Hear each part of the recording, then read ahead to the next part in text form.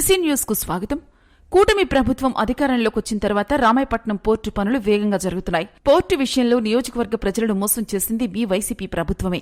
రామాయపట్నంలో major port ఏర్పాటు చేయాలని చంద్రబాబు గారు ఆలోచిస్తే దాన్ని మైనర్ పోర్టుగా మార్చింది మీ జగన్మోహన్ రెడ్డి కాదా? రామాయపట్నం పోర్టులో పనులు పరిశీలించడానికి పర్మిషన్ కోసం మీరు అప్లై చేయనేలేదు కాబట్టి పోలీసులు మిమ్మల్ని అడ్డుకున్నారు. ప్రజలను తప్పుదారి పట్టించడానికి మీరెన్ని కుట్రలు చేసినా నమ్మే స్థితిలో ప్రజలు లేరన్నారు. ఇండోసోల్కు భూములు ఇచ్చిన రైతులతో చాలా మందికి నష్టపరిహారం ఆగిపోతే కూటమి ప్రభుత్వం రాగానే వారి అకౌంట్లో డబ్బులు జమ చేసి న్యాయం చేసిన ఘనత మా కూటమి ప్రభుత్వానిదన్నారు.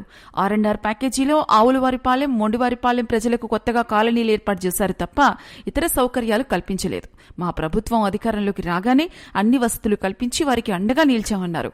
ప్రభుత్వం పెంచి ఇస్తున్న నష్టపరిహారానికి రైతులు అంగీకరించి కరేడు ప్రాంతంలో భూములు ఇవ్వడానికి ముందుకు వస్తున్నారు. కూటమి ప్రభుత్వం ప్రతి కుటుంబానికి న్యాయం చేస్తుందన్న నమ్మకం వారిలో బలంగా ఉందన్నారు. ఇక మా నాయకులు కందుకూరు నియోజకవర్గం అభివృద్ధికి నిత్యం పరితపిస్తున్న మా శాసనసభ్యులు ఇంటూరి నాగేశ్వరరావు గారిపై మీరు చేసిన ఆరోపణలు హాస్యాస్పదంగా ఉన్నాయన్నారు. భూములు కోల్పోయిన ప్రతి కుటుంబానికి న్యాయం చేయాలన్న ఆలోచన మా నాయకుడిది. భూములకు నష్టపరిహారం, బాధిత కుటుంబాలలో ఒకరికి ఉద్యోగం, ఇంకా ఇతర ఉపాధి అవకాశాలు కల్పించాలన్న లక్ష్యంతో ఆయన ముందుకు వెళ్తున్నారన్నారు.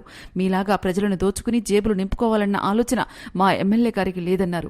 ప్రజల బాగోగులే ఆయనకు ముఖ్యం అన్నారు. ఆయన గురించి ఇష్టం వచ్చినట్లు గనక మాట్లాడితే ప్రజలే తిరగబడి మీకు బుద్ధి చెప్తారన్నారు. మా అధినేత చంద్రబాబు నాయుడు గారు ఎంతో కష్టపడి తీసుకొచ్చిన ఏషియన్ పేపర్ పరిశ్రమను వెళ్లగొట్టిన మీ దౌర్భాగ్యపు చేష్టలకు కందుకూరు ప్రజానికం ఇంకా మర్చిపోలేదన్నారు. 2029 ఎన్నికలు కాదు కదా, భవిష్యత్తులో మీరు ఎప్పుడూ అధికారంలోకి రాలేరన్న నిజాన్ని ఇకనైనా గుర్తించండి.